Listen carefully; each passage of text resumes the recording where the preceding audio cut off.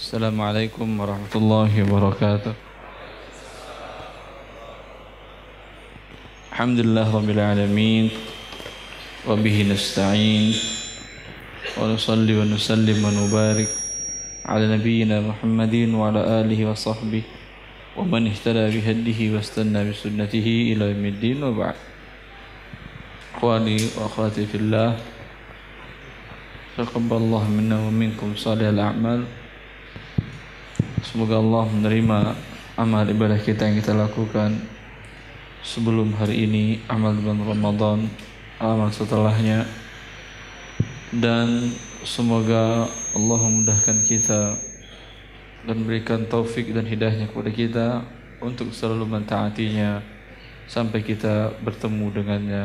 Amin ya rabbal alamin. Kita melanjutkan pembahasan dari buku Harta Haram dengan memilih tema tentang perlombaan. Baik. Fadhal, siapa yang baca? Halaman 314 kalau cetakan terakhir.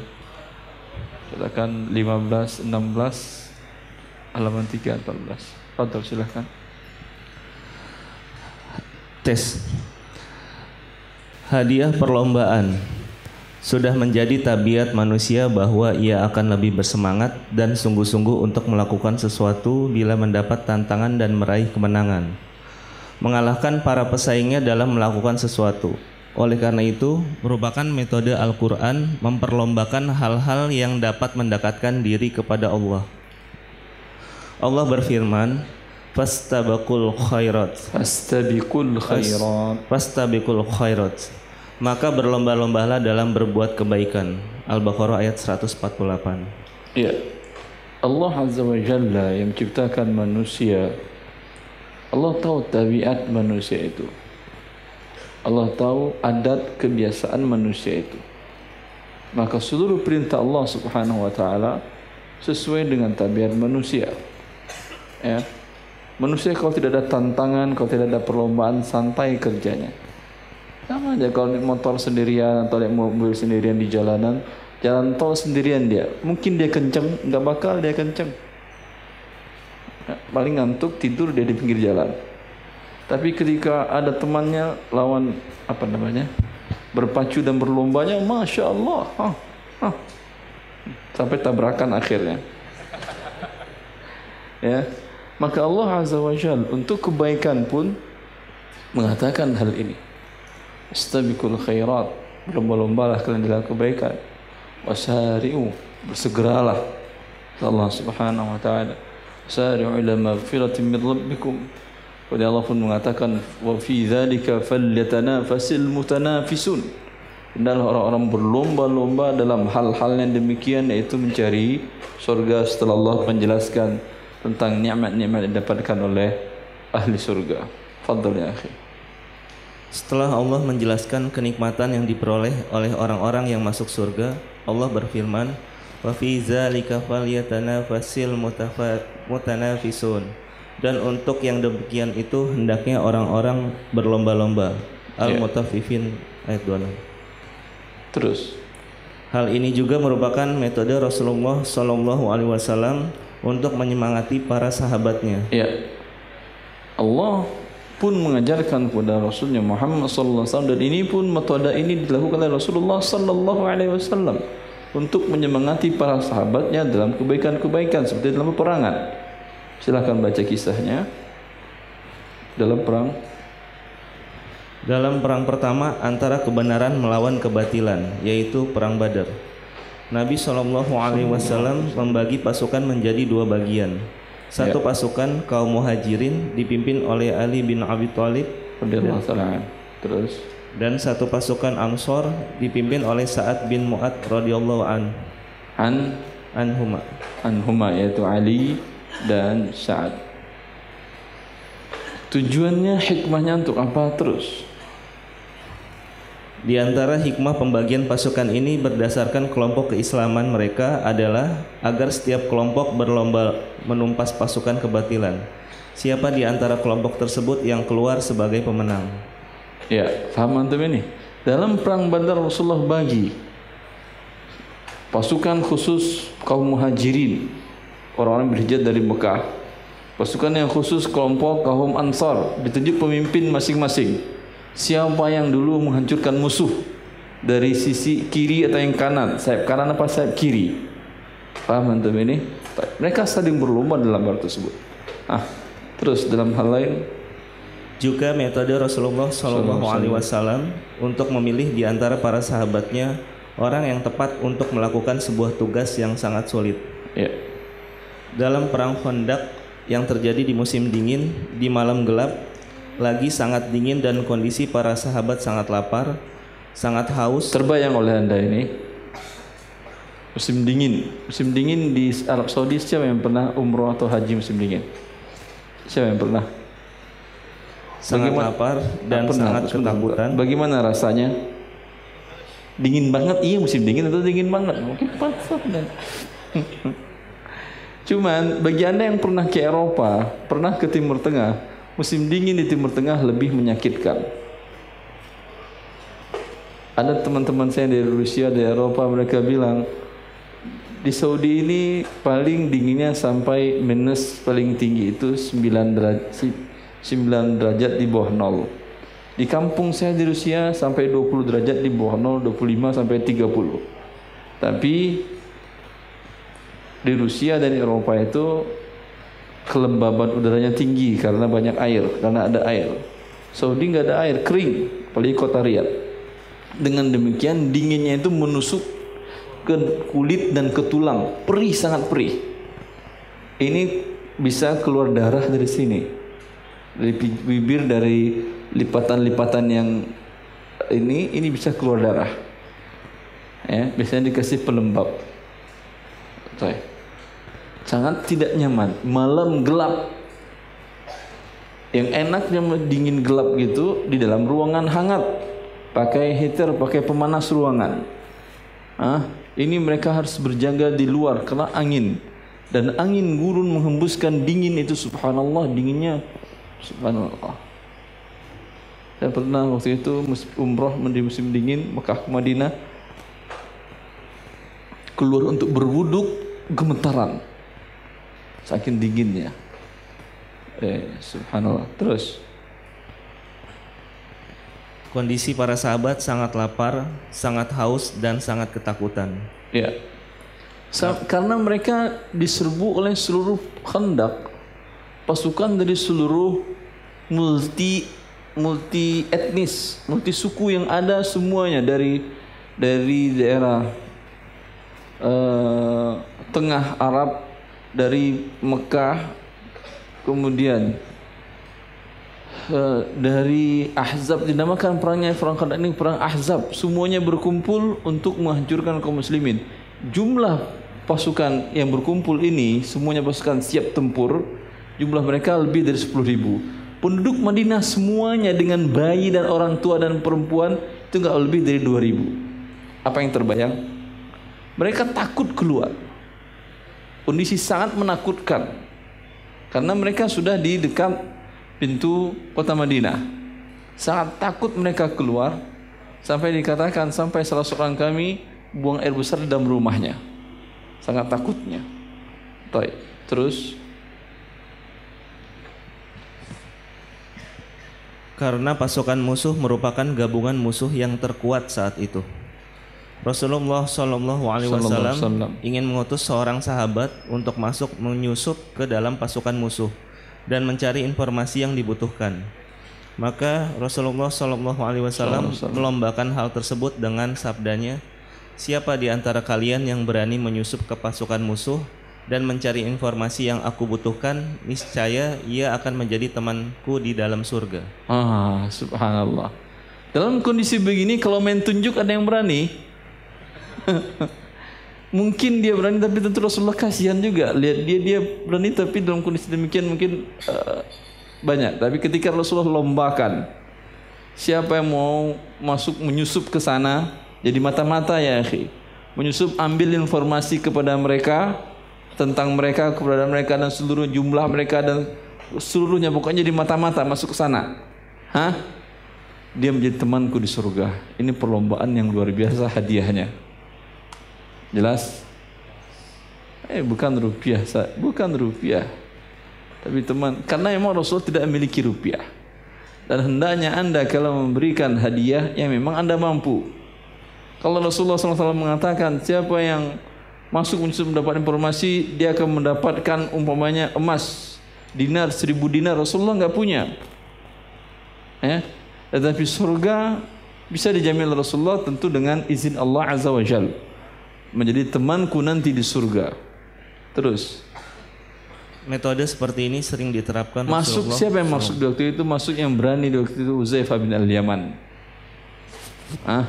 Masuk dia melintasi, karena antara Madinah dengan pasukan multi etnis ini yang berkumpul ini ada khandak, ada parit yang dibuat oleh kaum muslimin atas dasar usulan dari Salman Al-Farisi. Masuk dia ke dalam parit, nyebrang parit ke sana, masuk dia. Angin kencang, gelap, sama sekali tidak tahu. Maka di waktu itu kepala pimpinan perang musuh Abu Sufyan mengatakan, ini Uzaifah yang bercerita, mengatakan, hendaklah semua kalian mengetahui temannya di samping. Jangan-jangan nanti ada menyusup musuh dari kaum muslimin kepada kita. Apa yang dilakukan Uzaifah? Dia lakukan apa nama teorinya ini ya? Teori yang sering dilakukan oleh orang yang salah. Orang yang bersalah ini teorinya terus. Sebelum dia dituduh, dia langsung tangkap teman sebelahnya. Hei, siapa kamu? Kata dia. Paham antum? Sebelum dia ditanya, dia dulu bertanya. Paham? Karena kalau dia bertanya, dia akan grogi. Ketika dia bertanya, orang ini yang grogi ketakutannya, jangan dia dianggap sebagai musuh. Ya udah, kamu teman saya. Kata beliau, udah selesai urusannya. Masya Allah. Perlu kejeniusan ya. Dia masuk dan mendengarkan di sana dan dihitung dan dilihatnya. Karena gelap satu dan lain tidak sering melihat, tidak jelas mukanya. Maka dia cari tahu informasi tentang pasukan tersebut. Maka kemudian dia laporkan kepada Rasulullah SAW. Rasulullah bertanyakan berapa jumlah mereka. Kata dia antara 9 sampai 10 ribu ya Rasulullah. Dari mana engkau tahu? Karena unta yang mereka sembelih setiap hari berkisar antara 9-10. Satu ekor unta itu 1000 orang makan. Itu hitungannya. Paham antum itu? 1000 orang. 1000 orang yang makannya.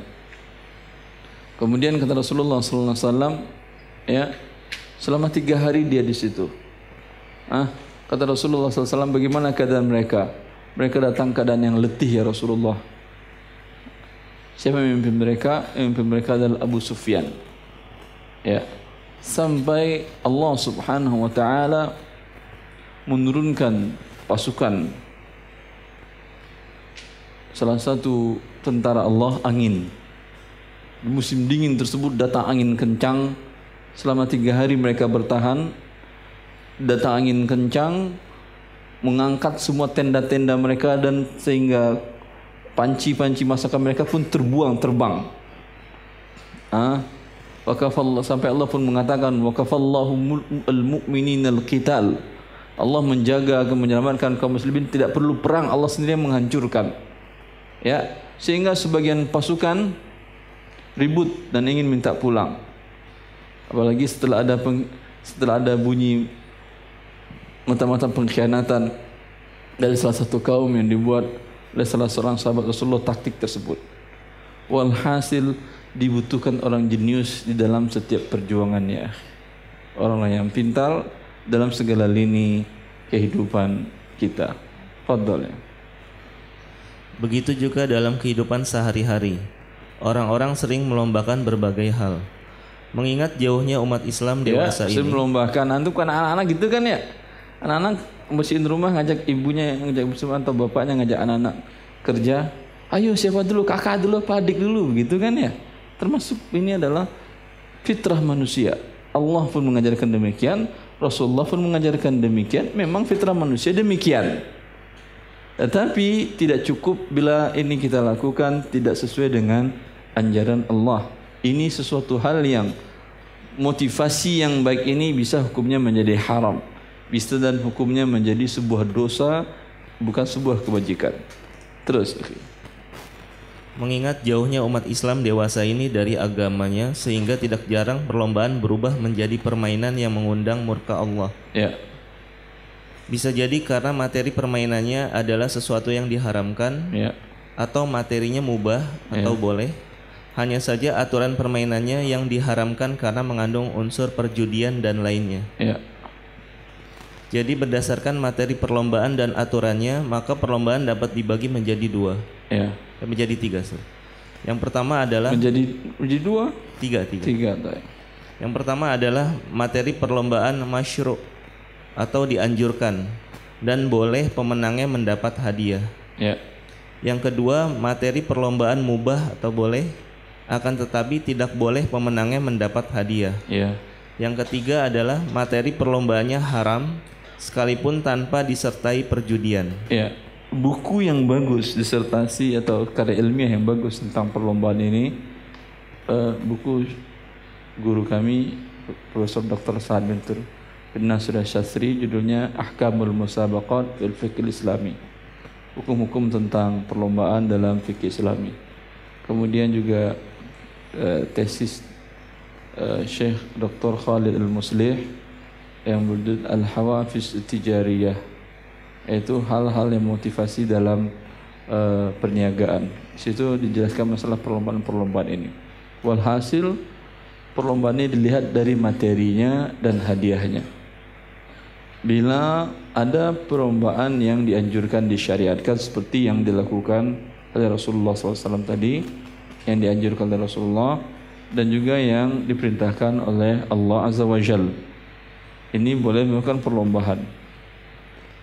Ada materi perlombaan yang mubah, tidak dianjurkan dalam syariat, tapi sekedar untuk tanawwu', merubah suasana, sekedar berubah suasana agar tidak jemu, istijmam dinamakan oleh para ulama ini dibolehkan. Tapi dianjurkan dia tidak. Ada materi perlombaannya haram sekalipun tanpa perjudian. Apa di antara perlombaan yang haram? Di buku saya rincikan ada beberapa jenis fatwa ulama internasional, di antaranya tinju. Haram itu. Karena yang dipukul kepala atau badan atau yang mana? Kepala, ya akhi. Rasulullah SAW mengatakan, "Iza daraba ahadukum fajtanibil wajha." Bila salah seorang kalian memukul anak, siapa lagi yang dipukul? Istri juga dipukul. KDRT antum nanti. Allah mengatakan, "Fadribuhun." Memang Allah suruh pukul mereka istri, tapi kapan dan pukulnya bagaimana? Bukan dipukul seperti mukul hewan, bukan. Darban ghairu mubarrahin, pukul yang tidak menyakiti dia. Apa artinya? Kayak seperti ini, atau kayak pakai pipet, sedotan, atau kayak pakai pena, atau Rasulullah pakai siwak segitu. Itu mukulnya. Apa teman? Jangan sediakan rotan khusus. Enggak. Kalau ini KDRT atau tidak? Pakai siwak segini, cuman panjang sebenarnya. KDRT atau tidak? Pasti tidak KDRT. Kalau dilaporkan istri ke polisi, polisi malah malu. Itu paling kalian romantisan lapor sini katanya, ya kan? Tapi kalau rotan khusus itu bisa masuk dalam jerat hukum itu. Ya. Rasulullah mengatakan, bila kalian memukul, hindari wajah. Muka jangan pernah dipukul. Walaupun pakai siwak tadi, nggak boleh pukul muka. Paham? Ya. Sedangkan olahraga tinju sengaja yang dipukul wajah, maka ini adalah haram. Maka seorang muslim tidak boleh melakukan perlombaan ini. Tapi mungkin pertanyaan, bagaimana kalau lawannya non muslim, Ustaz? Boleh atau tidak? Sengaja, Ustaz. Memang sengaja cari mukanya. Ini kan pembunuhan yang memang diizinkan dan dilegalkan dunia. Saya cari musuh yang non muslim. Baik. Nanti pembahasannya lebih rinci kita bahas. Fadhal ya. Materi perlombaan masyru', pemenangnya boleh Sebentar, diberi berapa hadiah. menit kita?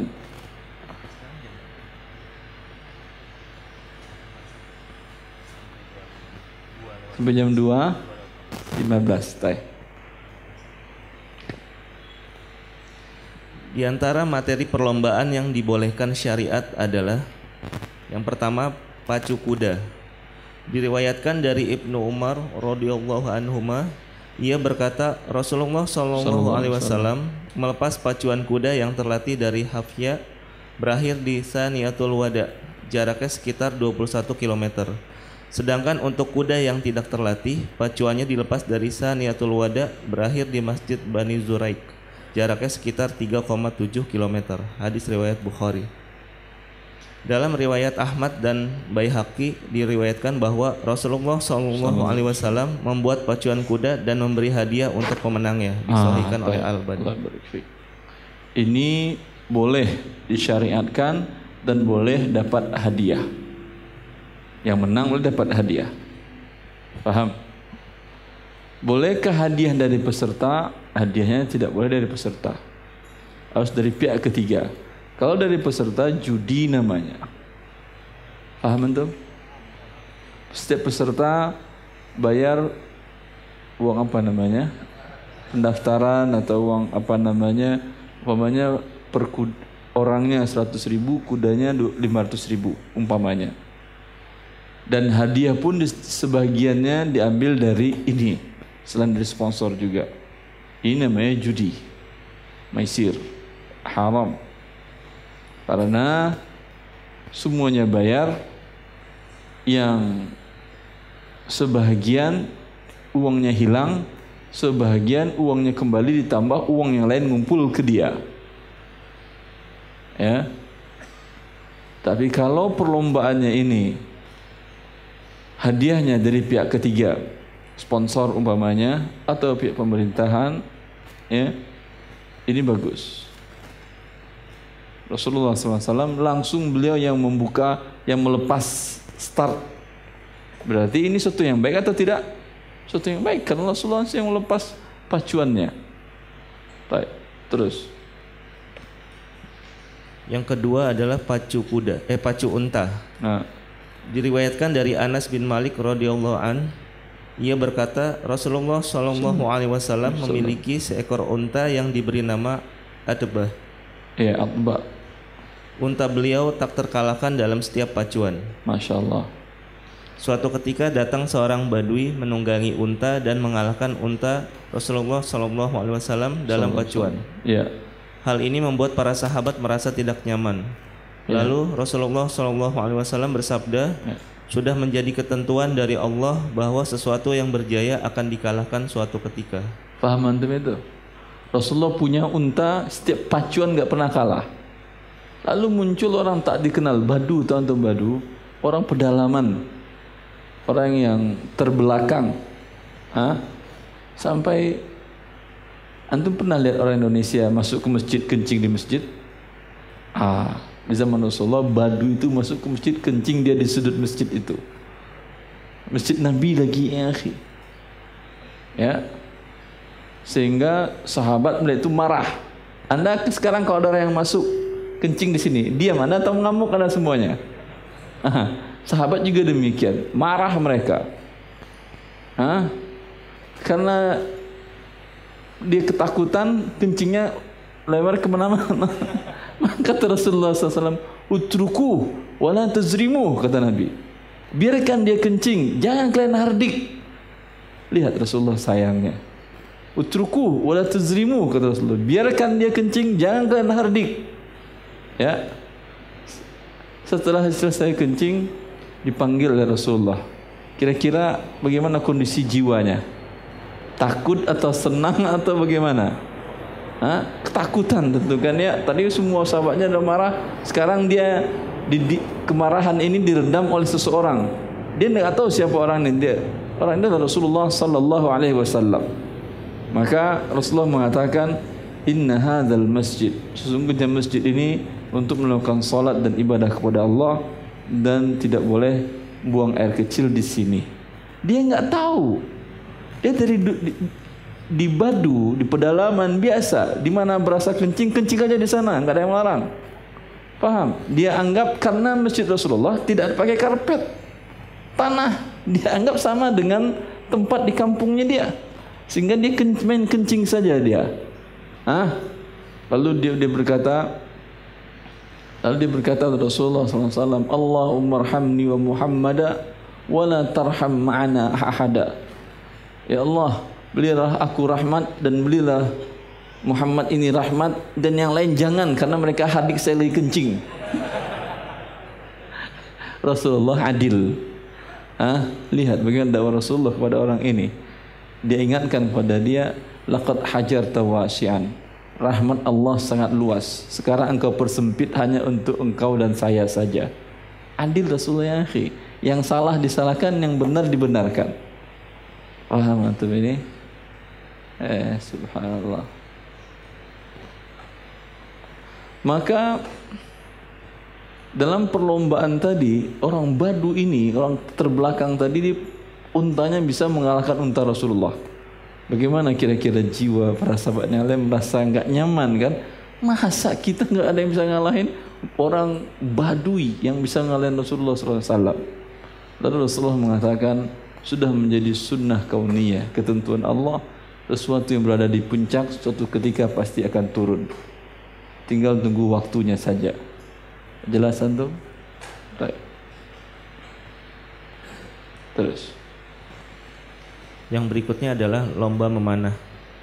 Diriwayatkan dari Salamah bin Al-Akhwa radhiyallahu an, ia berkata, Rasulullah sallallahu alaihi wasallam melewati sekelompok orang dari Bani Aslam yang sedang melakukan lomba memanah.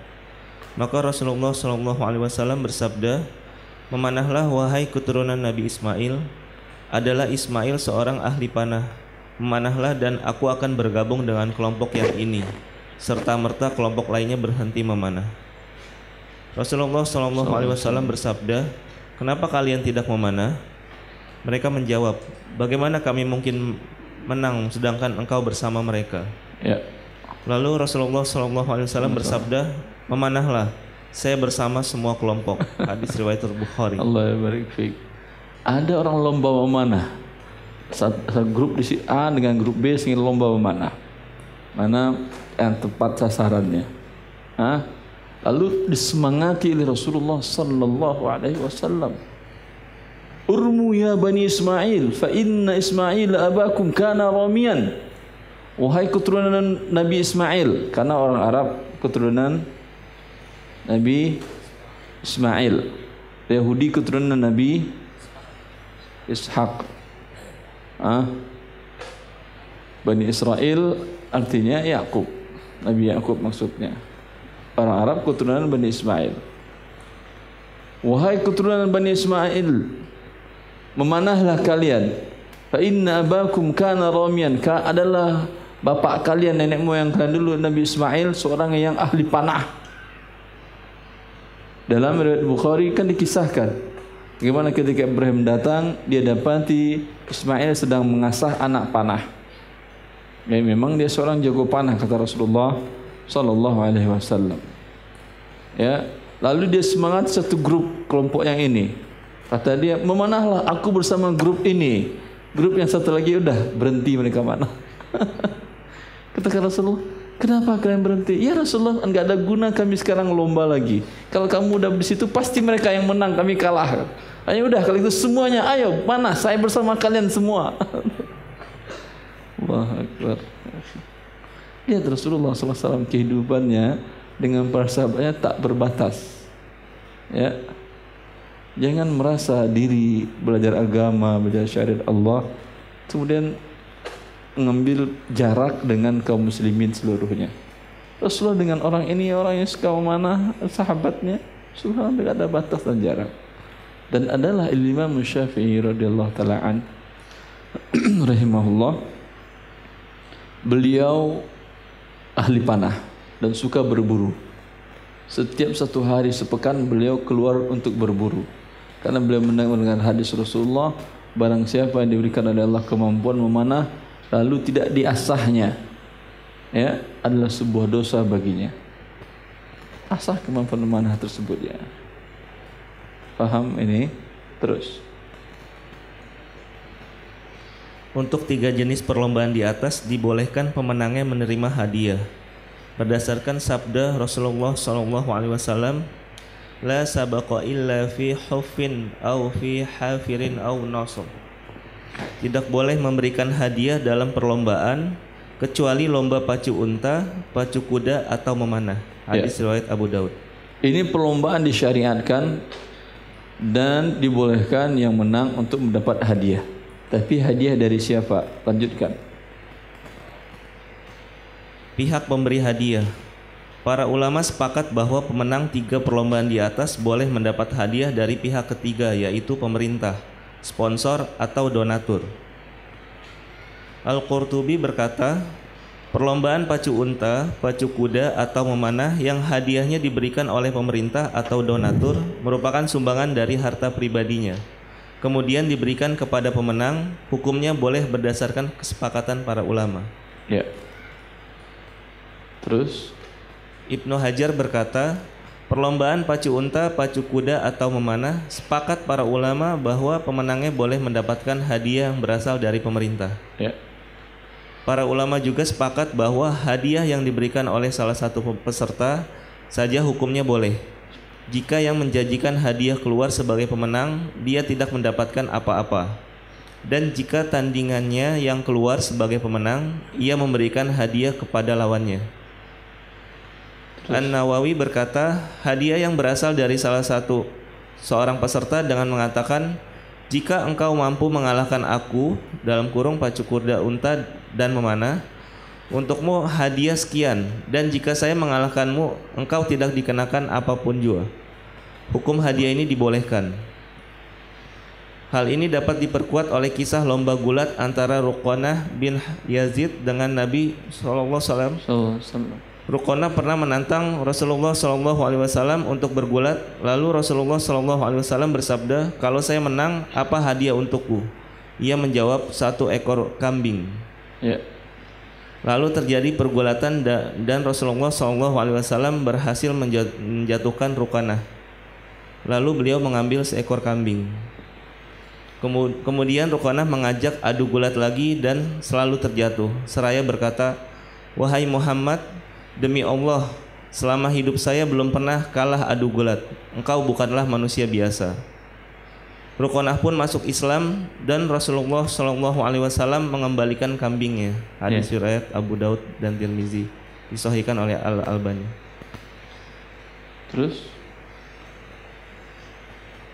Akan tetapi Al-Hafiz Abdul Ghani mengatakan bahwa adu gulat antara Rasulullah SAW dan Ruqanah ada dasarnya. Mana yang disahihkan Al-Albani? Albani mendhaifkan. Hadis riwayat Abu Daud dan Tirmizi. Al-Albani menyatakan hadis ini dhaif. Terus, jika hadiahnya berasal dari setiap peserta, yang menang mendapatkannya, sedangkan yang kalah tidak mendapatkan apa-apa, maka perlombaan ini hukumnya haram. Ya.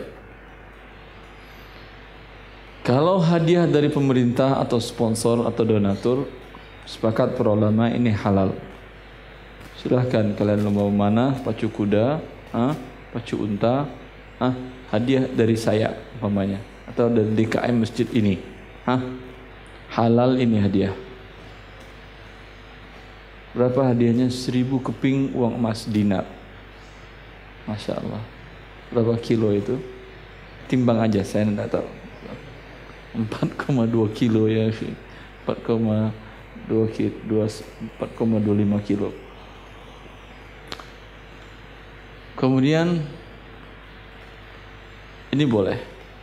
Juga boleh kalau hadiah dari salah satu peserta saja.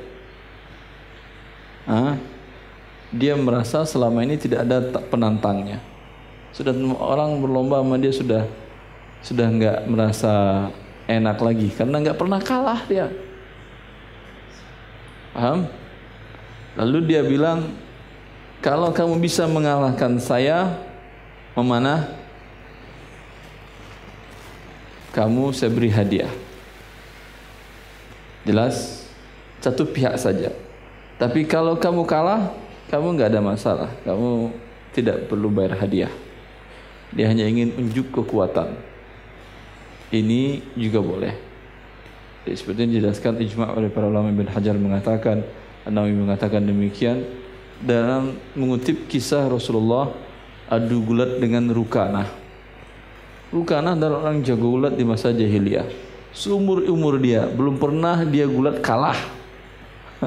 Subhanallah. Siapa yang jago gulat di sini ada? Kayaknya nggak ada tambahan tuh jago gulat. Ada yang nggak ada yang taib. Mungkin kalau diadu sama sumo Jepang itu kalah sumo Jepang sama Rukanah. Sampai dia tantang Muhammad, mari gulat, menang kambing 1 ekor buat kamu. Subhanallah. Baru gerakan pertama jeblak, jatuh Rukanah.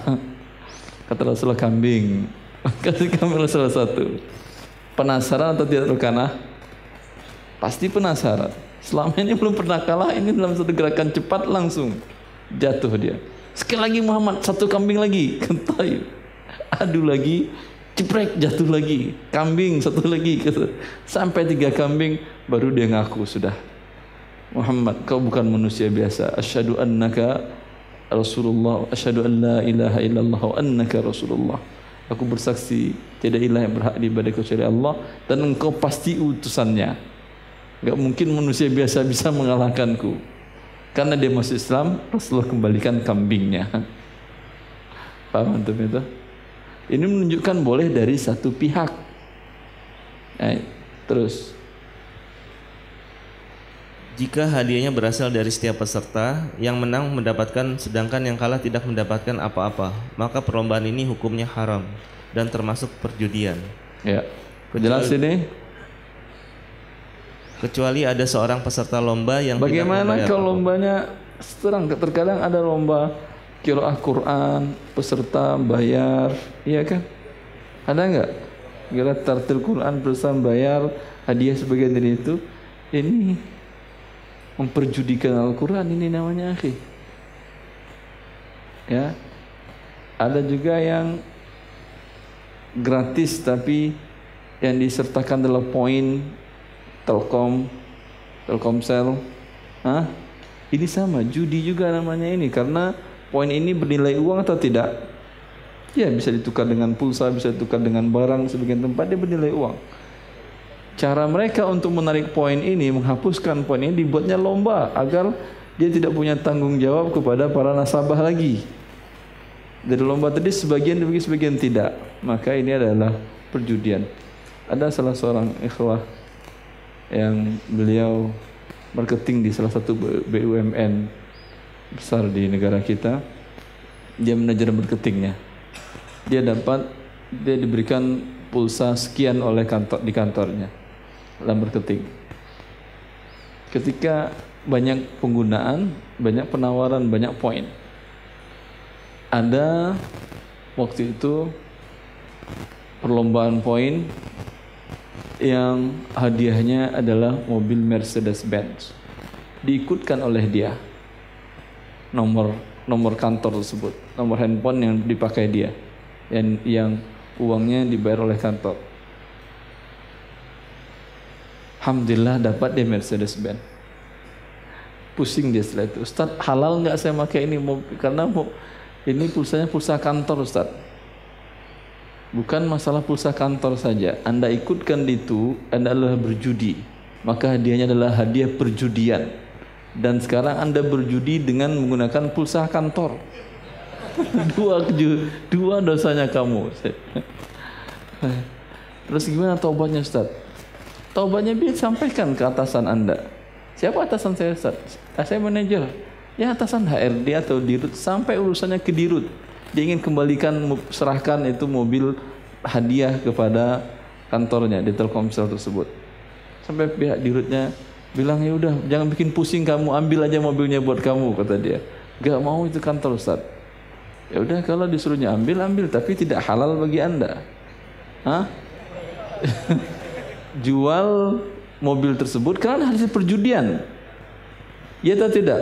Sekarang pemiliknya yaitu perusahaan menghalalkan buat dia, tapi dia hasil perjudian. Tidak bisa siapapun menghalalkannya. Sampai pun yang memberikannya redo dia, tapi hasilnya hasil perjudian. Tidak halal bagi kamu walaupun perusahaan sudah memberikan. Lalu bagaimana Ustaz? Jual mobil Mercy-nya. Dijual dia terjual 700 juta. Terus uangnya Ustaz berikan kepada fakir miskin. Diberikan semuanya kepada fakir miskin. Selesai urusan. Kan jadi bikin pusing. Kalau tahu dari awal dia ngapain bikin pusing, bikin lelah. Lihat dapat Mercy kemudian dijual, uangnya cuma mampir doang di rekening dia. Tapi demi mentaati Allah Subhanahu wa taala ini harus diperhatikan. Baik. Terus kecuali ada seorang peserta lomba yang tidak membayar apapun, jika ia menang, dia berhak mendapat hadiah. Orang tersebut dinamakan muhallil. Perlombaan ini jelas hukumnya judi, sebagaimana dikatakan oleh Ar-Ramli, jika peserta sebuah lomba mensyaratkan siapa yang menang ia berhak mendapat hadiah sekian dari yang kalah, maka hukum perlombaannya tidak sah. Karena setiap peserta berada antara untung dan rugi. Inilah perjudian yang diharamkan kecuali ada peserta yang ikut bertanding tanpa membayar. sama aja tuh. Main apa namanya? Bola yang berlima itu. Futsal. Yang kalah bayar lapangan ya. Ya judi itu sih. Masya Allah ramai. Kayaknya banyak yang terjerat ini. Judi, kecuali Anda bilang, kalah menang kami yang bayar. Karena Anda merasa tim kuat seperti tadi. Tapi bolehkah hal seperti dilakukan? Nanti kita bahas. Apakah futsal termasuk bola kaki, termasuk yang boleh menerima hadiah atau tidak? Baik, terus. Hal ini disepakati haramnya oleh para ulama sebagaimana dinukil oleh Ibnu Hazmi. Ia berkata, para ulama umat telah sepakat bahwa perjudian yang diharamkan Allah yaitu dua orang melakukan perlombaan, siapa yang keluar sebagai penang berhak mendapatkan hadiah dari peserta yang kalah. Haramnya hukum perlombaan ini juga merupakan keputusan Majma' al-Fiqh al-Islami, divisi fikih tentang kaidah umum perlombaan yang dibolehkan pemenangnya mendapatkan hadiah. Ya, fadhil, terus. Keputusan nomor 127 tahun 2003 yang berbunyi, sebuah perlombaan boleh pemenangnya mendapat hadiah dengan syarat bahwa seluruh hadiah atau sebagiannya tidak berasal dari semua peserta. Ya, terus. Perlombaan yang dapat dikiaskan dengan lomba masyru'. Apakah dapat dikiaskan dengan 3 perlombaan di atas perlombaan yang semakna dengannya, yaitu perlombaan dalam hal-hal yang dibutuhkan di medan perang seperti menembak, lempar pisau, lempar lembing, ketangkasan menggunakan senjata ringan dan berat serta lainnya. Para senjata ulama berat apa? Itu nuklir. Ya. Sama lomba main nuklir dengan lomba pacu kuda memanah tadi. Terus para ulama berbeda pendapat tentang hal ini. Pendapat pertama, sebagian ulama yaitu ulama mazhab Maliki dan Hambali berpendapat bahwa permainan lainnya tidak dapat dikiaskan dengan 3 permainan di atas. Ya. Pemenang perlombaan selain pacu kuda, unta, dan memanah tidak boleh menerima hadiah sekalipun dari pihak ketiga. Ya. Dengan demikian hadiah yang diperoleh dari perlombaan tersebut termasuk harta haram. Terus yang menjadi dasar pendapat ini sabda Rasulullah SAW, la sabaqa illa fi nafin au fi hafirin au nasol. Tidak boleh memberikan hadiah dalam perlombaan kecuali lomba pacu unta, pacu kuda atau memanah. Rasulullah SAW hanya membolehkan memberi hadiah bagi pemenang dalam 3 perlombaan saja. Ini berarti bahwa perlombaan terbatas 3 jenis permainan saja. Tanggapan makna sabda Rasulullah SAW di atas tidak bertujuan membatasi jenis perlombaan yang boleh diberi hadiah, akan tetapi bermakna taukid, penekanan yang dimaksudkan. Perlombaan yang sangat pantas mendapatkan hadiah yaitu 3 permainan.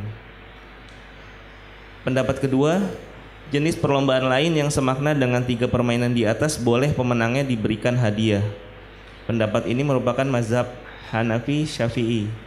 An-Nawawi berkata, boleh memberikan hadiah dalam perlombaan memanah, begitu juga melempar tombak dan meriam. Ada meriam di masa Imam Nawawi? Ada.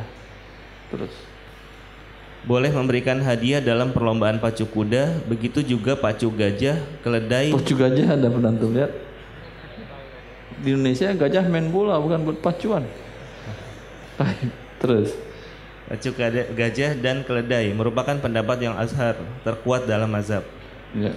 Yang menjadi dalil pendapat ini yaitu qiyas, sebagaimana 3 perlombaan yang disebutkan dalam hadis tersebut untuk melatih keterampilan berperang demi menegakkan dan memperjuangkan agama Allah, maka hal-hal yang sama tujuannya juga dibolehkan dan pemenangnya juga boleh mendapatkan hadiah agar lebih bersemangat untuk selalu mengasah keterampilannya berperang.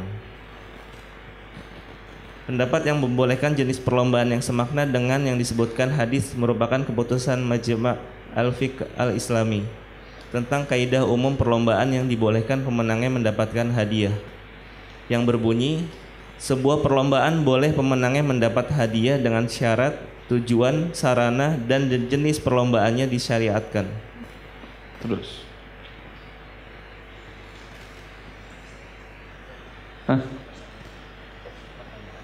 pertanyaan? Tanya jawab maksudnya? Silahkan, ada pertanyaan? Untuk penanya langsung ke belakang ya, ada mic. Di mana mic-nya? Assalamualaikum warahmatullahi wabarakatuh. Waalaikumsalam warahmatullahi wabarakatuh. Ana mau bertanya mengenai poin yang berpacu tadi. Apakah hanya sekedar hewan yang memang dipacu, ataukah kalau zaman sekarang kan teknologi, mungkin kendaraan kan, misalnya dari yang darat, laut, udara. Apakah perlombaan semacam ini juga bisa disamakan dengan pendapat yang dari Imam Mazhab tadi? Sekian. Assalamualaikum warahmatullahi wabarakatuh. Ini kita baca belum selesai. Ada penjelasan mana yang bisa dikiaskan atau tidak. Pendapat pertama tidak bisa dikiaskan. Ini pendapat Malikiyah. Jelas. Pendapat yang kedua, pendapat Hanafiyah dan Syafi'iyah bisa dikiaskan. Maka dengan demikian semua bentuk kendaraan yang bisa digunakan seperti kuda bisa digunakan untuk peperangan, dan pacu unta ketangkasannya bisa digunakan untuk berperang. Maka seluruh alat perang, kendaraan perang bisa digunakan untuk dalam lomba dan dibolehkan dalam syariat. Wallahu ta'ala alam. Pacu pesawat, ada pacu pesawat, ada pacu pesawat tempur, boleh itu. Baik, terus. Assalamualaikum warahmatullahi wabarakatuh. Assalamualaikum warahmatullahi wabarakatuh.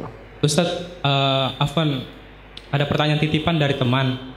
Dia kerja di salah satu bank BUMN. Setiap penanya berapa pertanyaan? 1. Berarti antum tidak ada pertanyaan, hanya titipan. Saya juga ada, Ustadz. Nggak bisa. Pilih satu main yang penting. Ya udah dari antum aja, teman. Ada program travel umroh, biayanya 14.500.000. Tapi berangkatnya 1 tahun kemudian. 14.500.000 ini naik pesawat apa naik onta? Naik pesawat, Ustadz. Terus. Kita bayar murah karena nanti berangkatnya tahun depan. Jadi selama 1 tahun itu uang yang kita setor akan mereka kelola. Kemudian tahun depan mereka berangkat. Kelola, mungkin untung, mungkin rugi. Kalau rugi tetap berangkat nggak Anda? Mereka menjanjikan rugi atau untung tetap berangkat, sisanya mereka yang tambahin. Rugi untung tetap berangkat, janji. Ya. Ada jaminan yang mereka berikan kepada Anda? Jaminannya seperti hitam di atas putih, Ustadz, gitu. Jika tidak berangkat, uang kembali. Iya, ternyata dia menghilang, ente keluarkan hitam putih tadi, berangkat atau tidak? Seperti first travel? Ya. Iya tidak berangkat. Tapi Ustaz, maka ia dimaksud jaminan dalam rahan. Allah mengatakan, wa in kuntum ala safari wa lam tajidu katiban farihanun maqbudah. Bila kalian buat akad tidak tunai dan kalian dalam perjalanan, ambil barang jaminan yang dipegang. Maqbudah, dipegang. Kalau Anda pegang kertas, dia rugi, bisa berangkat, dan Anda bisa terbang pakai kertas ini ke Mekah? Tidak bisa, Ustaz. Enggak bisa, maka enggak ada guna kertas ini. Jaminan tiket Anda pegang itu betul. Tiket Anda pegang betul. Masalah visa mungkin bisa dengan cara lain. tiket dengan bookingan kamar hotel di sana tanggalnya. Sebentar, paham antum itu? Paham, Ini paham. jaminannya. Kalau tidak seperti tadi, kalau dia untung mungkin Anda berangkat. Kalau dia rugi, jelas Anda ini. Ya Ustaz. Baik. Oh, jadi tetap Pada tidak boleh, dasarnya Ustaz. ini boleh dinamakan dengan bai' salam fil manafi'. Jual beli uang cash di depan, jasa atau barang nanti menyusul. Semakin jaraknya semakin mundur serah terima barang dan jasa dari waktu serah terima uang cash, semakin murah harganya. Rasulullah SAW datang ke Madinah, para orang-orang Madinah melakukan akad salam dengan objek kurma, dengan serah terima setahun, 2 tahun, 3 tahun. Umpamanya ini uang cash, satu sok atau umpamanya 1 ton korma. Kalau cash pada waktunya umpamanya korma juga harganya 10 juta 1 ton, ya. Tapi uang cash di depan saya terima 2 tahun lagi, mau nggak dia dengan harga 8 juta? Kok nggak mau? 2 tahun dia bisa putar uang itu, jual kambing boleh, jual apa terserah dia, mau atau tidak? Mau, karena uang cash di depan. Paham Anda ini? Semakin mundur semakin rendah harganya. Tapi karena ini akadnya tidak tunai, maka ambil jaminan. Anda sudah menyerahkan uang, dia belum menyerahkan apa-apa. Ini sama Anda minjamkan uang ke dia kan? Ya Ustaz. Kalau dia enggak tiap mengembalikan, dijamin dia Ustaz. Ya pakai apa dia jamin? Kalau tiket Anda pegang, sama bookingan hotel di sana pada tanggal yang waktu sudah jelas Anda pegang, selesai sudah urusan. Yang paling susah itu. Jelas? Katakan kepada dia, saya siap bayar cash lebih murah, tapi pada waktu saya serahkan uang, serahkan kepada saya nomor tiket pesawat pulang pergi. Jangan pergi aja, nanti ke pulang-pulang ente. Pulang pergi, kemudian hotel di sana sekian hari di Mekah, sekian hari di Madinah, sini nomor bookingannya. Jadi Ustaz, kalau first travel nggak ngasih jaminan, berarti nggak bisa? Bukan nggak bisa, travel manapun dia nggak ngasih jaminan, berarti Anda sedekah ke mereka. Kalau sedekah jangan ke orang seperti itu. Banyak fakir miskin di samping Anda yang berhak sedekah. Paham Anda? Anda serahkan uang 14 juta, tidak ada satu pun yang Anda pegang. Sedekah atau tidak namanya? Jelas? Pikir panjang lagi, dalam-dalam lagi. Ya, syukur Ustaz. Jazakallahu khairan. Assalamualaikum warahmatullahi wabarakatuh. Salam wabarakatuh.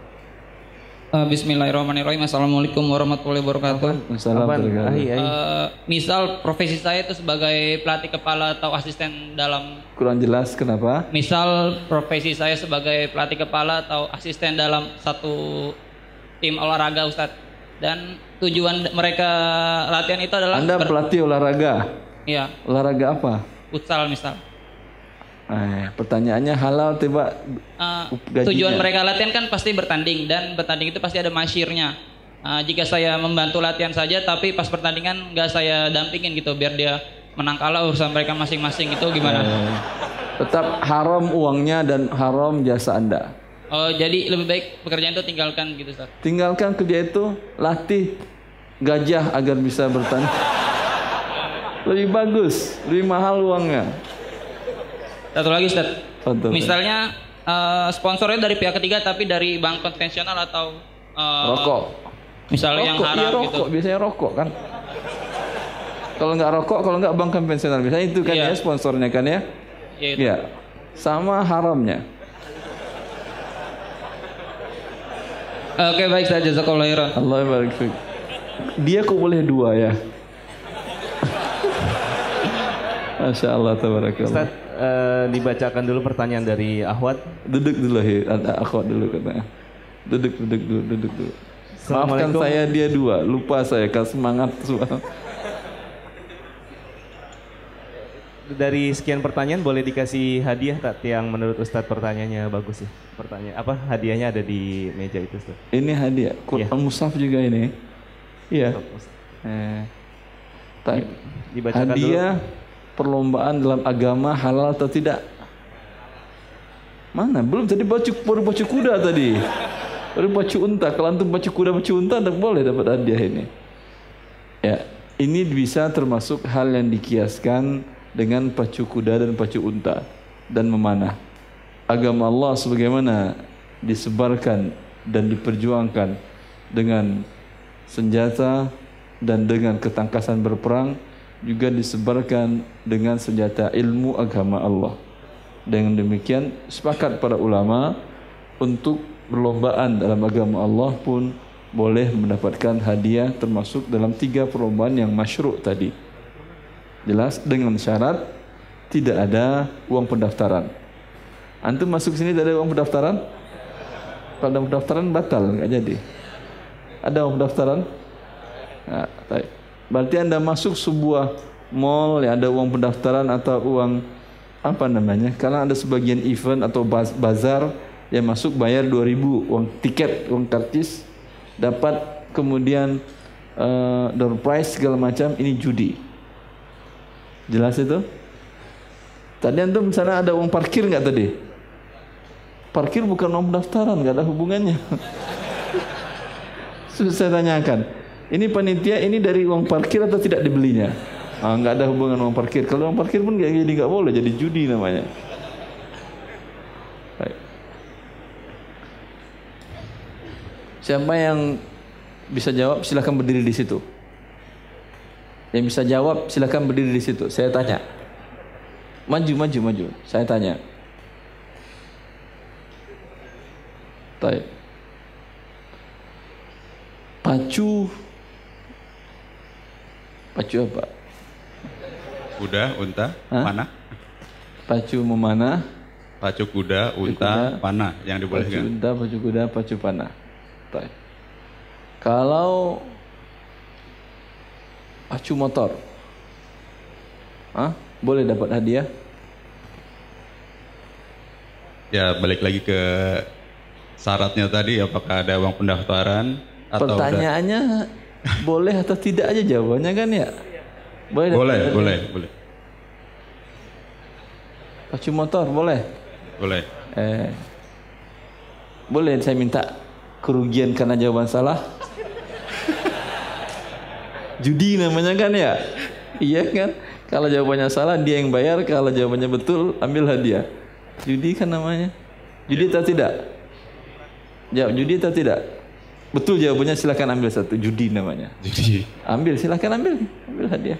Agar tidak jadi judi itu ambil hadiah.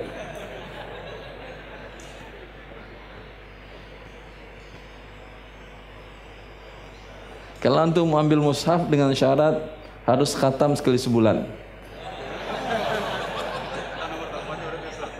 Kalau ambil Al-Quran harus khatam sekali sebulan. Dalam waktu 30 bulan harus hafal juz amma.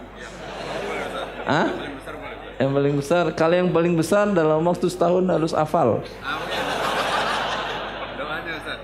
Taufiq wafakumullah. Allah barik fikum. Antrian dia tadi, ambil antriannya tetap antrian. Terus apa lagi?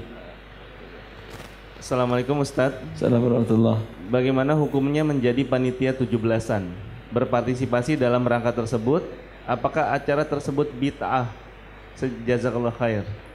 Subhanallah. Antum bacanya belum selesai, pertanyaan udah kemana-mana. Apakah perlombaan dalam 17 Agustusan tadi ada perlombaan yang masyru'? Kalau masyru' boleh atau mubah, boleh atau tidak mendapatkan hadiah? Ada perlombaan yang haram dalam 17 Agustusan atau tidak? Biasanya perlombaan 17 Agustusan apa aja perlombaan yang umum? Satu-satu. Panjat pinang, ini mubah atau haram? Manjat mubah. Perbuatannya mubah. Tapi boleh atau tidak perbuatan panjat pinang dapat hadiah? Karena yang boleh dapat hadiahnya 3 saja. Pacu kuda, pacu unta, memanah. Enggak ada di situ panjat pinang. Bisakah dikiaskan memanjat dengan memanah dan pacu kuda? Bisa bagaimana?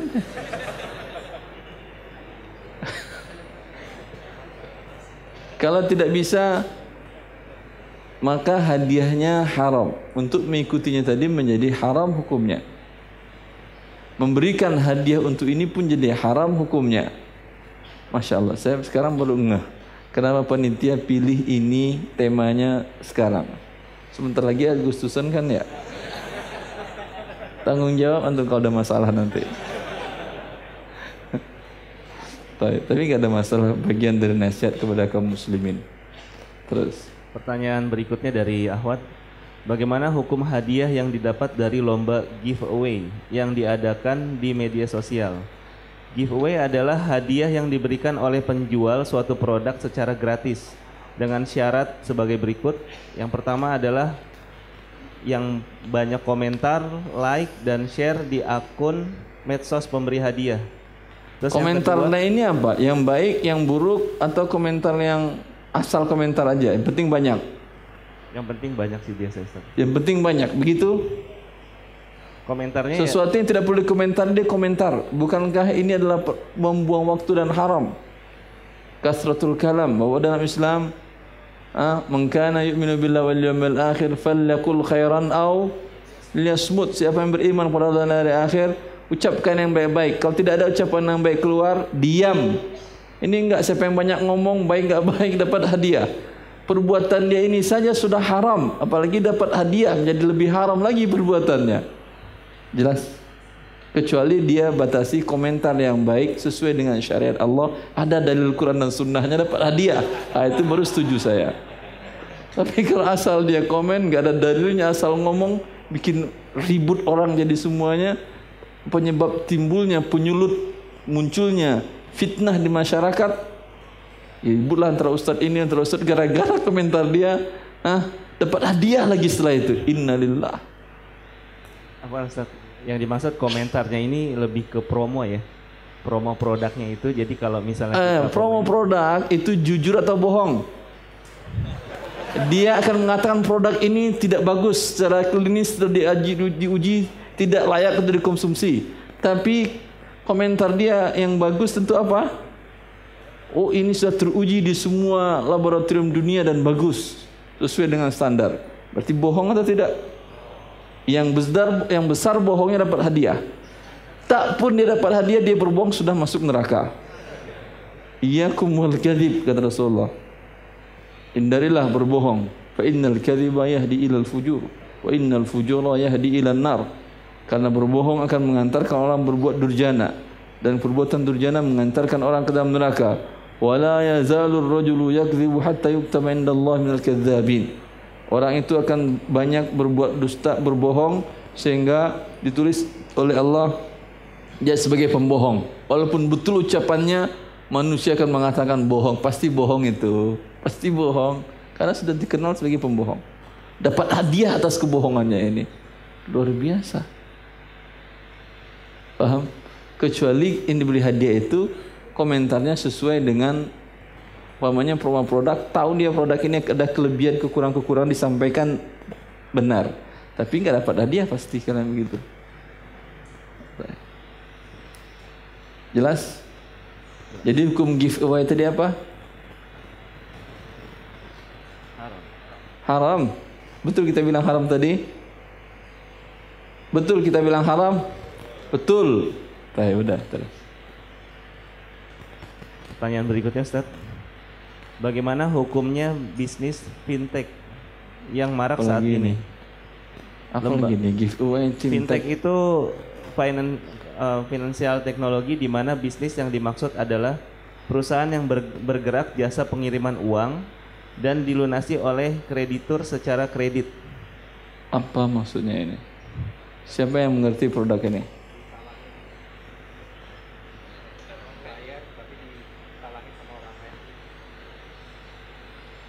Bayar ditelan orang gimana maksudnya? Kalau nggak tahu Anda jangan tanyakan ke saya. Nanti Anda pusing, saya juga jadi pusing. Ada yang tahu ini? Nggak ada? Antum pegawai di situ? Sebagai apa? Nasabah? Bukan, kebetulan saya kerja di Bank Indonesia. Kenapa? Saya kerja di Bank Indonesia. Masya Allah. Bank Indonesia juga ada yang namanya fintech office finance. Bank Indonesia ada fintech office. Iya. Apa maksudnya itu? Jadi kalau yang tadi dibilang untuk pendanaan itu, misalkan ada suatu perusahaan Dekatan mulut ke mic. Ya.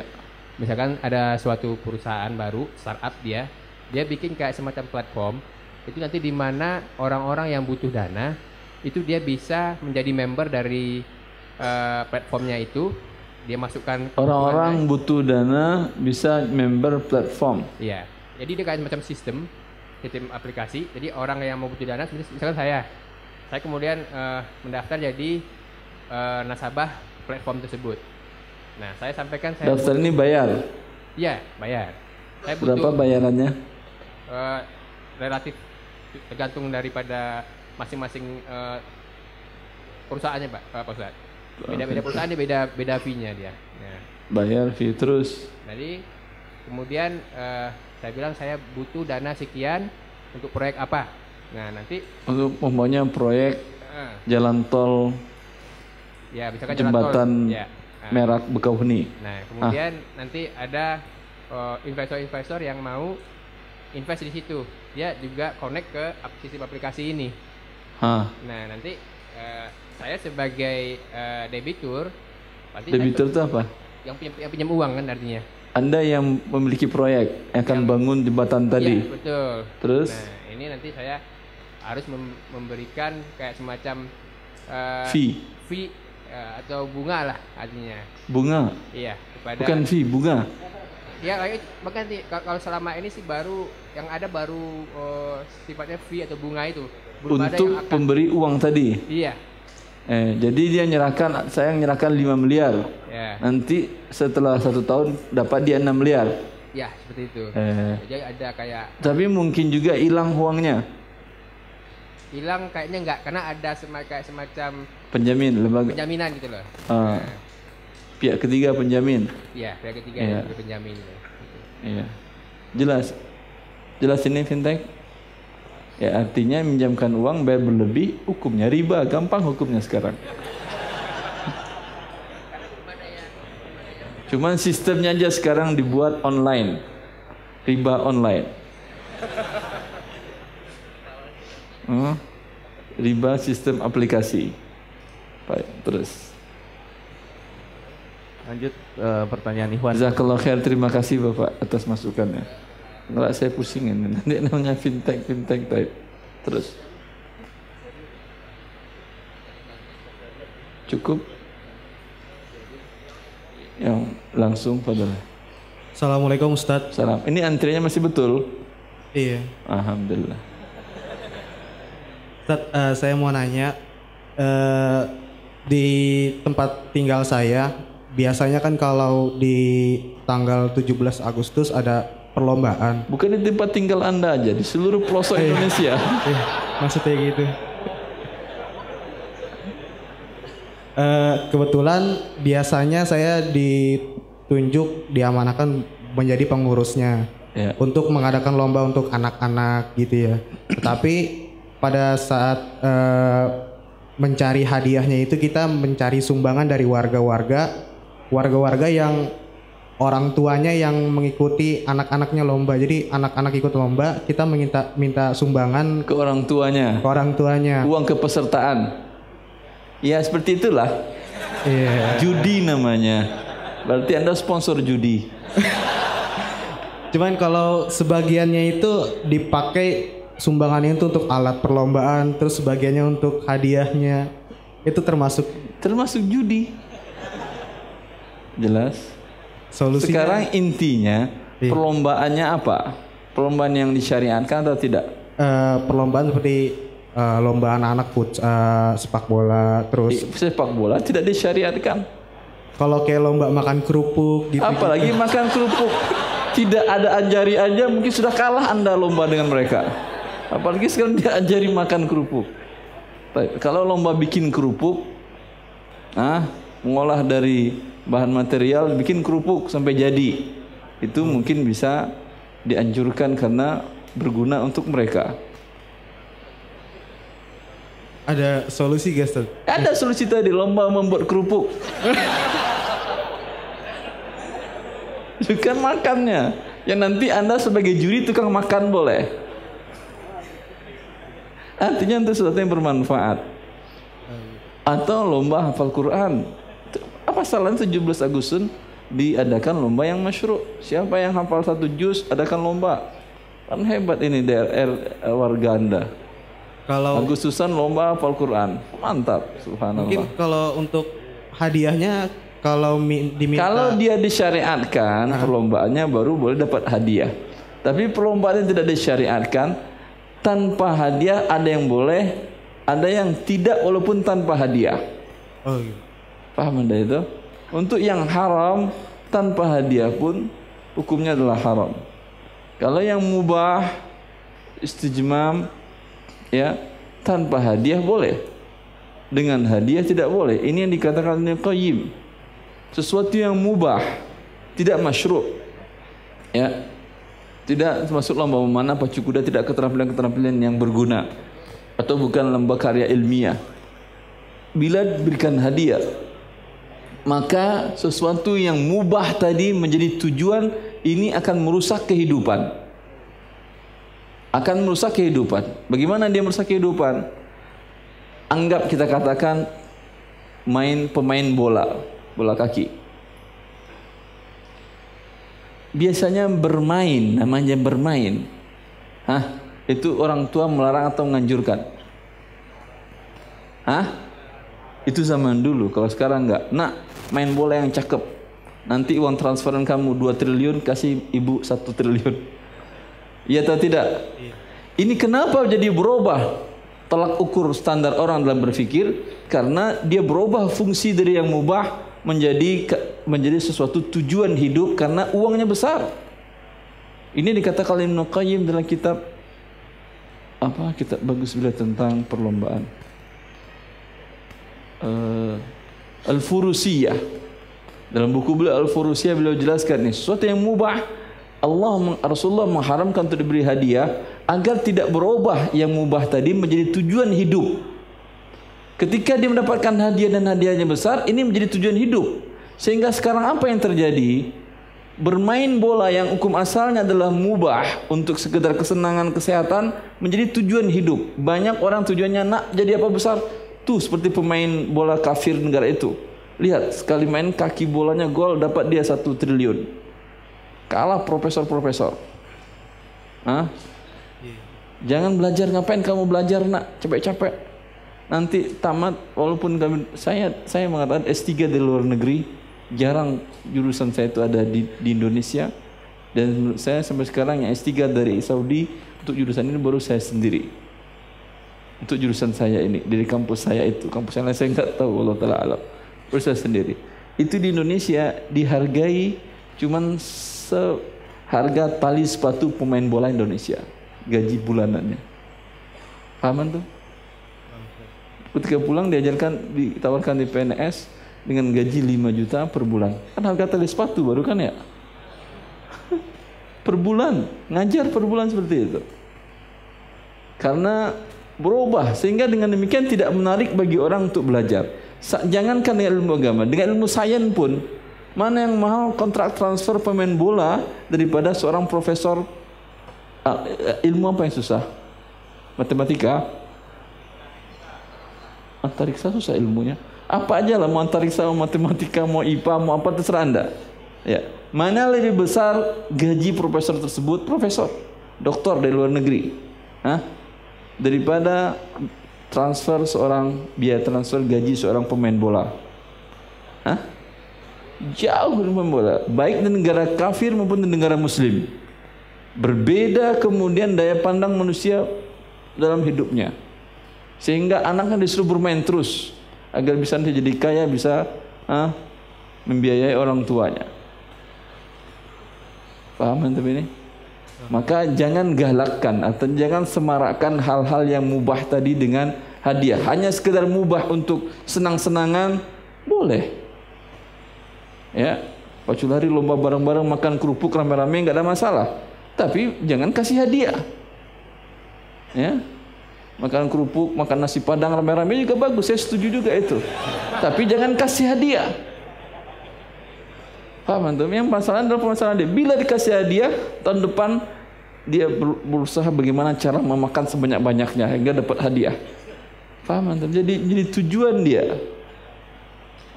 Dalam sejarah ini bagian dari istijmam. Ada manusia yang terkuat makan. Namanya Al-Akul. Dia lomba dengan gajah makan roti, menang 1 roti dia. Gajah cuma bisa makan 99 roti, dia 100 roti dia makan. Gajah pun kalah oleh dia. Itu gara-gara ikut lomba kerupuk kali itu saya. Jelas ada. Ustaz, tapi kalau misalkan ada semacam salah satu ini warga. Ini berapa pertanyaan ini? Kalau Ustaz, boleh. Masih boleh bertanya beliau? Terakhir. Kalau misalkan dari salah satu warga mendonaturkan ini diamanahkan untuk biaya untuk hadiah gitu, itu bagaimana? Suruh dia ngasih sendiri. Saya nggak mau ngasih. Saya nggak mau ngatur acaranya. Karena dia menjadi haram. Paham? Tapi kalau dana dia untuk beliin kerupuk boleh. Bilang sekali, ngapain kerupuk anak-anak nggak sehat, susu sekalian. Lomba minum susu 5 liter. Sehingga sehat anak itu. Kerupuk, ya Allah, nggak maju banget sih negara anda. Syukran Ustaz. Allah barik fiik. Lomba minum susu segar, subhanallah, enak. Atau lomba makan sayur. Siapa yang paling banyak makan? Anak-anak kan nggak ada yang sayur kan? Itu bagus. Kerupuk. Ada. Assalamualaikum warahmatullahi wabarakatuh. Salam wabarakatuh. Ustadz, saya mau tanya, suatu hari anak saya itu dipilih dari pihak sekolah untuk mengikuti lomba membaca Al-Quran. Membaca atau hafalan? Hafalan Al-Quran. Yang jadi masalah pada perlombaan tersebut dipungut uang bayaran, uang pendaftaran dari orang tua murid. Dari orang tua murid? Dari orang tua murid yang anaknya ikut. Anaknya ikut. Saya sudah mengetahui hukumnya. Sudah mengetahui? Ya. Yang jadi masalah. Itu judi. Itu judi maizir. Terus antum ikut juga? Iya. Iya. Kalau gurunya itu tidak ngerti hukum syariat. Nggak ngerti udah, jangan ikutkan anak antum. Anak antum dijadikan alat untuk perjudian mereka. Ya. Dan akhirnya anak saya ikut juga. Seraya saya berkata saya berlepas diri. Qadarullah. Berlepas diri bagaimana? Antum bayar. Kalau nggak jadi bayar bisa bilang berlepas diri. Terus qadarullah anak saya keluar sebagai pemenang. Dapat hadiah. Dapat hadiah. Judi hadiahnya. Nah, jauh-jauh hari sebelum lomba dimulai, saya udah bilang sama anak saya, kalau nanti kamu menang, jangan diambil uangnya. Tidak diambil pun dia sudah berdosa ikut lomba judi. Menang dosa keduanya dapat hadiah judi, harta haram. Akhirnya uang tersebut saya infakkan ke masjid, ke kotak amal, semuanya. Boleh uang judi untuk masjid? Nah itu pertanyaan saya. Masjid mana? Masjid sini atau? Bukan ya. Kalau itu salah, maka saya bersedia untuk menyalurkan uang hadiah yang. Bukan bersedia harus, bersedia nggak bersedia harus. Kemana sebaiknya? Uang haram ini tidak boleh untuk masjid. Uang riba, uang judi tidak boleh untuk masjid. Rasulullah sallallahu alaihi wasallam ketika membangun kembali Ka'bah di umur beliau 35 ketika terkena banjir, ya, mereka syaratkan kepada orang-orang jahiliyah. Di waktu itu beliau belum diangkat menjadi nabi. Tidak ada syariat Islam Nabi Muhammad SAW di waktu itu. Beliau syaratkan dan semua orang-orang jahiliyah Quraisy mensyaratkan pada diri mereka uang hasil perzinahan, uang hasil riba, uang hasil perjudian tidak boleh satupun dimasukkan ke dalam Baitullah Ka'bah ini. Orang jahiliyah lebih pintar dari antum ternyata. Karena saya panik Ustaz. Iya, alhamdulillah. Sekarang bertaubat kepada Allah, uang tadi berikan kepada fakir miskin. Berarti anggap sedekah Anda ke masjid tadi adalah infak untuk masjid, yang uang hadiah lomba tadi berikan kepada fakir miskin. Kepada fakir miskin boleh. Tropinya harus saya simpan atau saya buang Ustaz? Apanya? Tropi. Patahin. Piala-pialanya. Patahin. trofi judi ini ya, akhi. Karena tadi saya nggak mau dijual nggak? Bisa dijual nggak? Tadi disimpan di pihak sekolah, kemudian bisa dijual nggak ini? Nggak bisa, sama plastik. Pasar loak nggak mau, mereka beli harga 10.000. Cuma plastik biasa. Tak, pecahin aja. Assalamualaikum. Salam. Dibacakan pertanyaan lagi Ustaz. Jika lomba MTQ yang tidak dipungut biaya pendaftaran, bagaimana hukumnya? MTQ tilawah Quran Ustaz. Membaca saja. Ya. Di sini ada cabangnya lagi, ada lomba hafalan Quran. Hafalan Quran lomba boleh. Lomba diskusi kandungan Quran. Hafalan Quran boleh.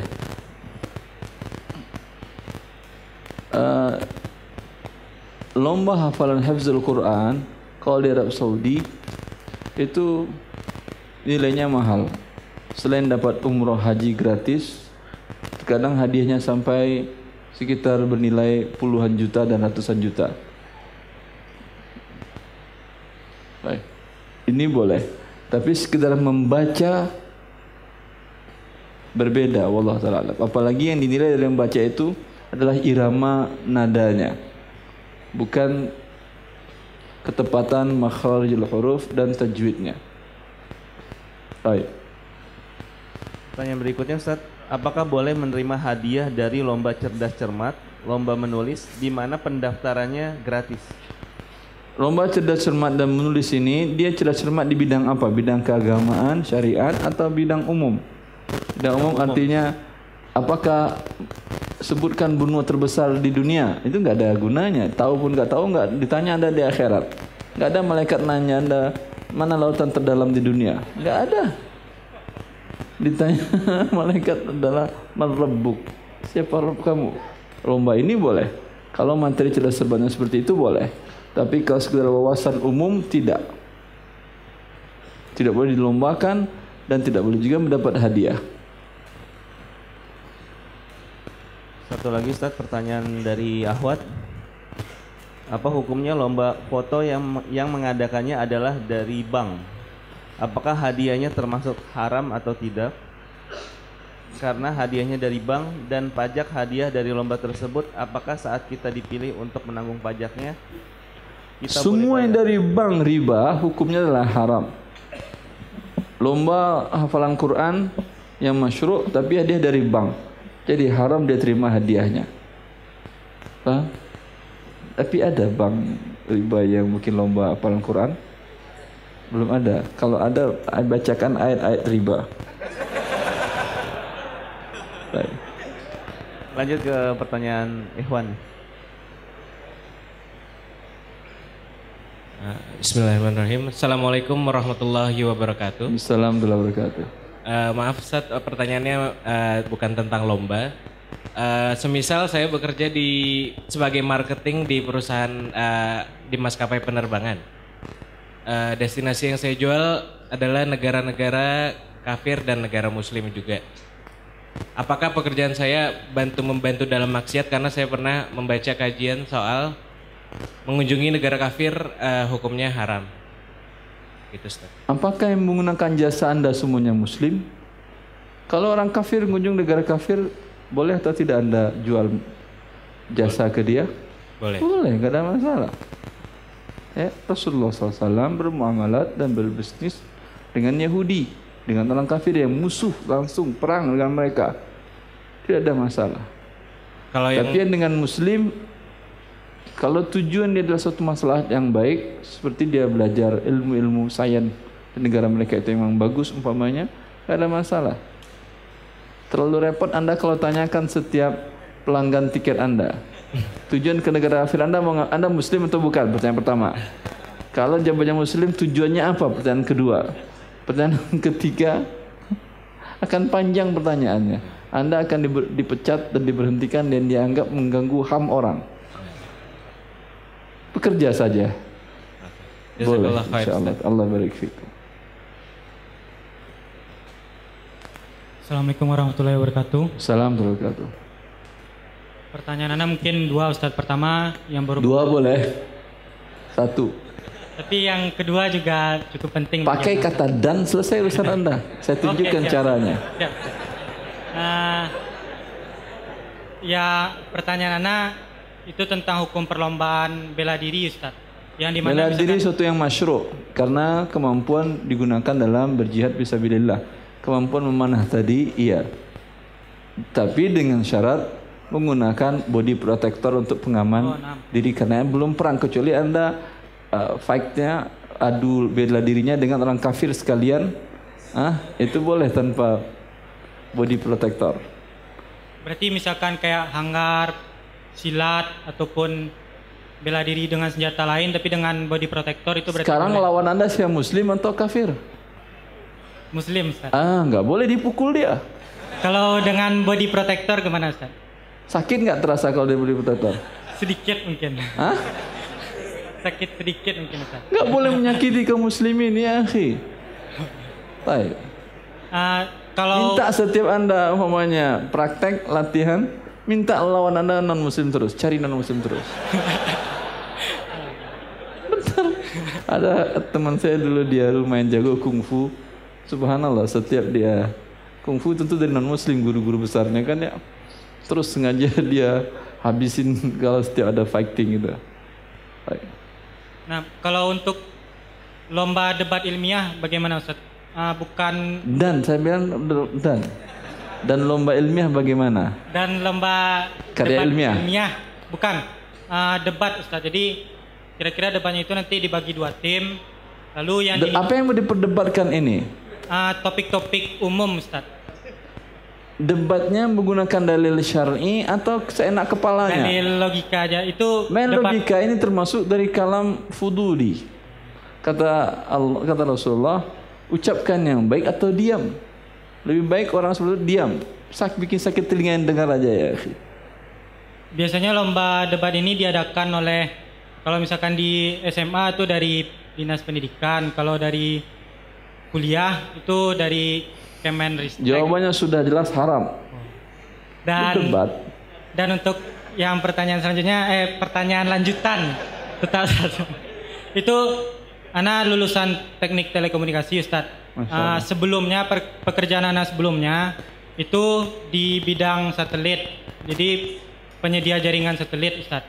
Dan rata-rata yang menggunakan jaringan satelit ini kalau tidak pemerintah itu bank.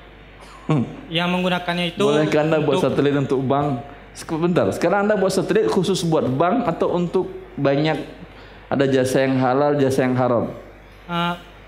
Pertama untuk pemerintah militer sebenarnya banyak yang menggunakan, tapi kebanyakan kliennya itu memang dari bank untuk jaringan-jaringan. Sebagian besar pengguna jasa Anda tempat riba. Iya, jaringan ATM. Berarti sebagian besar ATM bukan riba ya sih. ATM beda hukumnya. ATM berarti Anda narik uang Anda. Ya, rata-rata kliennya itu jaringan-jaringan cuman dibayar ATM. oleh ATM, banknya bank riba, dibayar pakai bunga riba. Ya, Anda buat jangan terima uangnya karena dibayarnya pakai uang riba. Berarti bekerja di perusahaan yang bergerak di bidang satelit yang emang rata-rata yang menjadi klien jaringan satelit itu emang bank, hukumnya gimana itu, Ustaz? Uangnya haram Anda terima karena pasti bank itu bayar pakai uang ribanya. Jelas? Jasa Anda membantu jalan usaha mereka. Tanpa ATM otomatis bank ribanya tidak menjadi unggul kan ya? Gara-gara Anda buatkan itu menjadi maju ribanya. Cukup? Nah, tapi kalau misalkan sekarang itu kan dan lagi, tapi kalau tapi udah nggak boleh duduk. Dan kalau misalkan nggak boleh terlambat, tapi nggak boleh. Dan tadi boleh duduk kalau tapi. Allah barik fik. Nanti ambil antrian baru lagi ya. Jazakallah, Ustaz. Allah barik fikum. Ustaz, dibacakan lagi pertanyaan. Ada salah satu bank mewakafkan Al-Quran ke masjid. Apa hukumnya, Ustaz? Semua dari riba tadi, ya, dia mewakafkan ke masjid dan ada logo bank ribanya. Ini dia mau jualan di masjid. Ya, jangankan lembaga riba, lembaga yang halal dia wakaf Al-Quran, dia stempelkan logonya di sini. Tujuannya apa? jualan kan ya. Rasulullah mengatakan, "Idza ra'aita man yabta'u wa yashtari fil masajid faqulu lahum la arbahallahu tijaratak." Bila engkau lihat orang yang berdagang di masjid, katakan kepada dia, semoga Allah tidak memberikan keuntungan dalam perniagaanmu. Ya. Maka doakan perusahaan-perusahaan yang bawa logonya ke dalam masjid tadi, semoga Allah hancurkan usaha Anda dan tidak memberikan keuntungan. Jelas. Apalagi dia riba. Ya. Ya, lebih tidak nyaman lagi. Terkadang lembaga-lembaga riba ini memberikan hadiah jas hujan, payung. Ini artinya dia berteduh di bawah riba. Iya atau tidak? Berteduh dan berlindung tubuhnya dengan baju riba. Karena di iklan itu semuanya itu. Allah barik fiik. Jangan terimain. Kalaupun Anda terima, cat itunya, karena Anda butuh umpamanya, nggak mampu beli, berarti bagi Anda fakir miskin halal. Logonya itu di tip X atau dicat sehingga tidak kelihatan. Wahai barik fiikum. Pertanyaan berikutnya, Ustaz.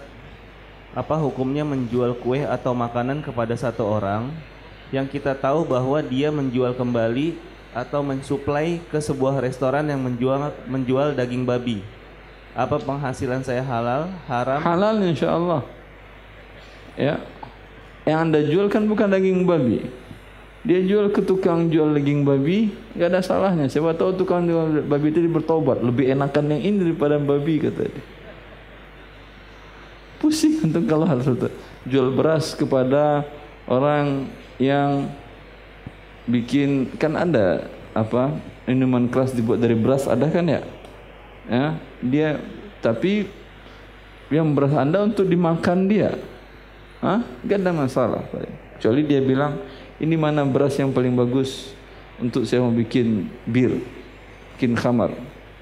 Itu baru haram Anda jual. Baik. Cukup? Subhanakallah bihamdi. Itu juga udah cukup? Satu lagi, bismillah, terakhir. Tadi di belakang itu terakhir, setelah itu antum terakhir. Apa nih yang Bapak itu ya? Ya, silakan Pak. Dia di depan. Iya, hak dia. Makanya saya bilang dia, habis itu antum. Bismillahirrahmanirrahim. Assalamualaikum warahmatullahi wabarakatuh. Salam berkatuh. Sekarang tidak ada dan tapi. Adik Ana beberapa bulan yang lalu magang di salah satu lembaga zakat, dan sampai Lebaran kita tahu ada zakat fitrah juga, dan ramai-ramainya zakat fitrah. Yang ingin Ana tanyakan, saya pernah mendengar salah satu dosen di Sekolah Tinggi Ekonomi Islam SEBI di Parung Depok, bahwasanya rumah zakat atau lembaga zakat saat ini banyak yang tidak menerapkan hukum syariat. Salah satunya seperti jika seorang yang diwajibkan zakat, kemudian panitia zakat tidak menanyakan apa profesi yang ditanyakan, apakah profesi yang ditekuni itu adalah dari hal-hal yang diharamkan seperti riba atau yang lainnya. Kemudian ada juga zakat yang Anda pernah dengar, zakat menggunakan uang itu tidak dibenarkan, kecuali jika memang di suatu tempat tersebut nggak ada makanan pokok yang bisa ditunaikan untuk zakat. Jadi yang ingin Anda tanyakan, bagaimana rumah zakat, lembaga zakat saat ini yang banyak yang tidak menerapkan seperti memastikan hasil zakat yang diterima oleh yang menyalurkan zakat, dan juga bagaimana hukum zakat menggunakan uang. Itu saja, jazakallah khair. Ceramah yang Anda dengar ini kan dia bukan baca hadis. Itu perkataan dia kan. Bisa betul dan bisa salah, dan ternyata salah. Cukup.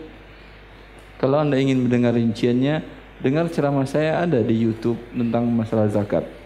Daurahnya juga ada di daurah dari kitab Manhajus Salikin wa Tawdihul Fiqh fid Din bab zakat, ada di Semarang selama 2 hari, ada di YouTube kalau saya tidak salah, streaming juga waktu itu. Ya.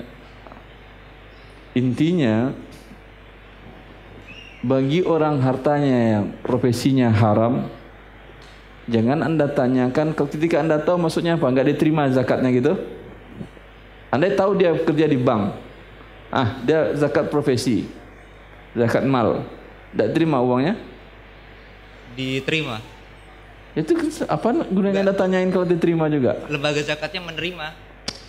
Yang betul diterima atau tidak? Lembaga zakatnya menerima. Iya, yang betul menurut Anda atau menurut dosen Anda itu? Menurut dosen Anda itu tidak boleh diterima. Iya. Salah dosen Anda. Lihat di buku harta haram di bagian akhir tentang perkataan ijma' yang dinukil oleh Imam Nawawi dan Imam Al-Ghazali dalam kitab mereka, bahwasanya orang yang semua hartanya didapatkan dengan cara yang haram, dengan riba, judi dan lain-lain, ya, tidak ada zakat dalam hartanya. Karena zakat membersihkan dari harta yang bersih. Bukan berarti dia keluarkan 2,5%, sisanya dia halal, tidak. Tetapi yang harus dia lakukan bukan 2,5% yang dia keluarkan, 100%. Paham? Jadi seharusnya lembaga zakat kita tahu, oh Anda uang riba, iya, bukan 2,5%, sini lagi 97% setengahnya. Paham Anda? Paham. Tidak boleh Anda makan kecuali untuk biaya hidup setahun dia ke depan. Kalau Anda ambil semuanya mati dia kan ya? Iya. Suruh dia bertobat dulu, kasih buat biaya hidup setahun. Begitu cara yang betul. Kalau zakat menggunakan uang bagaimana, Ustaz? Yang dimaksud zakatul fitr. Zakatul fitr dalam hadis Ibnu Umar, beliau mengatakan farada Rasulullah sallallahu alaihi wasallam sa'an min tamrin wa sya'irin wa qamhin wa burrin, bukan qamh, tidak ada, wa burrin wa aqit lidzakari wal unsa was saghiri wal kabir.